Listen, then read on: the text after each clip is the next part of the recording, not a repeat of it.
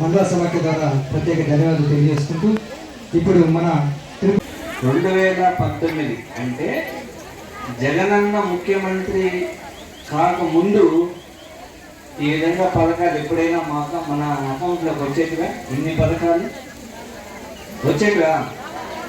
రాలేదు కదా. ఇప్పుడు ఎన్ని వస్తున్నాయి? ఇప్పుడు ఎన్ని వస్తున్నాయి? 5 పథకాలు వస్తున్నాయి డైరెక్ట్గా. లేని వాళ్ళకి ఇళ్ల స్థలాలు, వాళ్ళకి ఇళ్ళు కట్టించడం, ఇట్లా చిన్నపిల్లలకి జగనన్న గోరుముద్ద అనే కార్యక్రమం ద్వారా, ఇట్లా రకరకాల ఇతర కార్యక్రమాల ద్వారా ఒక 600 కోట్లు అంటే మొత్తం 2000 కోట్ల రూపాయలు ఇప్పటి వరకు డైరెక్ట్గా మీకు అందించడం జరిగింది. ఇంతకుముందు అభివృద్ధి అనే సాగు పెట్టి అభివృద్ధి కార్యక్రమాలు చేస్తున్నామని చెప్పి ఇతర పార్టీల నాయకులు అధికారంలో ఉండేటప్పుడు, తెలుగుదేశం అధికారంలో ఉండేటప్పుడు కేవలం కమిషన్ల కోసం పనులు పెట్టి వాళ్ళ జోబులకు డబ్బులు వెళ్ళేవి. అప్పుడు బడ్జెట్ ఉండింది, ఇప్పుడు బడ్జెట్ ఉంది. ఇప్పుడు బడ్జెట్లో సింహ భాగం అంతా పేదల అకౌంట్లోకి వస్తాము. దీని ద్వారా ఎందుకు మీ అకౌంట్లోకి వేయాల్సి వస్తుందంటే, మన కుటుంబాలు ఆర్థికంగా బాగుంటే, మన కుటుంబాలు సంతోషంగా ఉంటే మన గ్రామాలు సంతోషంగా ఉంటాయి. మన గ్రామాలు సంతోషంగా ఉంటే మన రాష్ట్రం సంతోషంగా ఉంటుంది. ముందు ఏదైనా డబ్బు అవసరాల కోసం ఎంతోమంది మీద ఆధారపడేవాళ్ళు.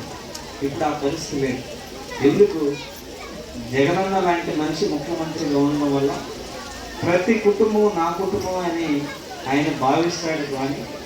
కాబట్టి మీకు వచ్చిన సమస్య ఆయనకు వచ్చిన సమస్యలాగా భావిస్తాడు. కాబట్టి ప్రతి కష్టాన్ని గుర్తించి ఆర్థికంగా మీకు చేయూతనిచ్చి మన కుటుంబాలన్నింటినీ నిలబెడుతున్నాడా లేదా?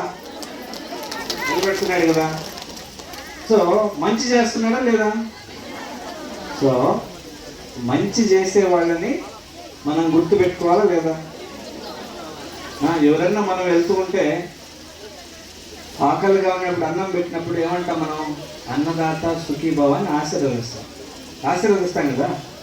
సో ఇన్ని కార్యక్రమాల ద్వారా మనకు మంచి చేస్తున్నప్పుడు మీరందరూ ఆయన ఆశీర్వదించాలా లేదా? ఆశీర్వదించాలి కదా. అంత మంచి చేసినట్టు ఆయన మనం ఏమన్నా మర్చిపోవచ్చు, కానీ మేలు పొందినటువంటి మనం మర్చిపోకూడదు. మర్చిపోతే తప్పైతుంది. కాబట్టి ఎన్నో బట్టలు సంక్షేమ పథకాలకు సంబంధించిన రకరకాల పథకాల బట్టలలోకి మన నియోజకవర్గానికి 2000 కోట్లు పంచినటువంటి ముఖ్యమంత్రి గారి కోసం 2 బట్టలు నొక్కే అవకాశం మాత్రం మనకి ఇచ్చినప్పుడు మనం 2 ఫ్యాన్ గుర్తుల మీద బట్టలు నొక్కామనుకోండి, మమ్మల్ని ఇద్దరిని ఆశీర్వదించిన వారైతారు. సభ్యులను ఉద్దేశించి ప్రసంగించినందుకు మాకు చాలా ఉండండి సార్లు.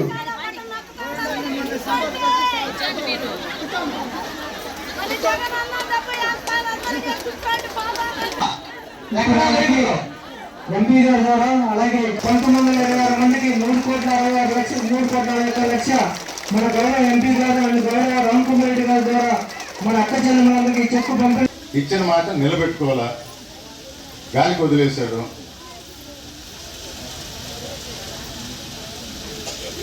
ఇప్పుడు మళ్ళా వచ్చి అదే చేస్తానంటాడు. నమ్ముతారు ఎవరన్నా? ఇచ్చిన ఆయన నమ్ముతారు. ఆల్రెడీ ఒకసారి మోసపోయాము, మళ్ళా ఎందుకు మోసపోతారు? అందుకని ఆయన ఏం చేశాడు? నా మాట నమ్మొద్దు, ఇదిగో ఈ పక్క ఒక ఆయన, నిన్న ఢిల్లీ పోయి ఈ పక్క ఒక ఆయన, ఇంకొక ఇద్దరు తెచ్చుకున్నాడు. జనసేన పవన్ కళ్యాణ్, బీజేపీ, వాళ్ళిద్దరి సంగతి ఎంత తక్కువ చెప్తే అంత మంచిది. చెప్పాల్సిన అవసరం కూడా లేదు,